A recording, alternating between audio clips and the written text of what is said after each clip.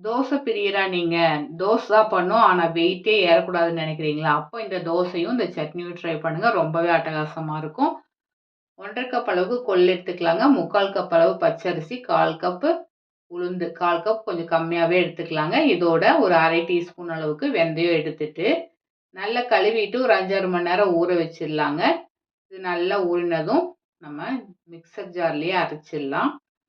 கிரைண்டர்ல அரைக்கிறதுனால நீங்க அரைச்சுக்கங்க. இத அரைச்சுட்டு ஒரு பாத்திரத்துக்கு மாத்திட்டு, உப்பு சேர்த்துட்டு, இது ஒரு 3 மணி நேரம் ரெஸ்ட்ல விட்டா போதும். இல்லன்னா நீங்க ஓவர் நைட் கூட வச்சுக்கலாம். ஒண்ணும் பிரச்சனை இல்ல. இப்ப நான் அத ஒரு 3 மணி நேரம் தாங்க வச்சிருந்தேன். இப்ப இத ஊத்திடலாம். தோசைக்கல் நல்லா சூடானதும், அடுப்ப மீடியம்ல வச்சுட்டு தோசைய ஊத்திக்கங்க. இது அப்படியே சும்மா ஊத்துறதுக்கு அவ்வளோ சூப்பரா வரும். சுருண்டோ எதுவும் ஆகாது. நல்லா ரோஸ்ட் மாரி ஊத்திடலாம். இப்போ ஓரங்கள்ல ஆயில் விட்டுட்டு நல்லா இது மாதிரி ரோஸ்ட் மாதிரி பாருங்க எப்படி வந்திருக்குதுன்ட்டு. நல்லா வெந்ததும் அப்படியே எடுத்துருங்க. நீங்க திருப்பி போட்டு எடுக்கலாம். இது மாதிரி ஒன் சைடு வேக விட்டு எடுத்துக்கலாம்.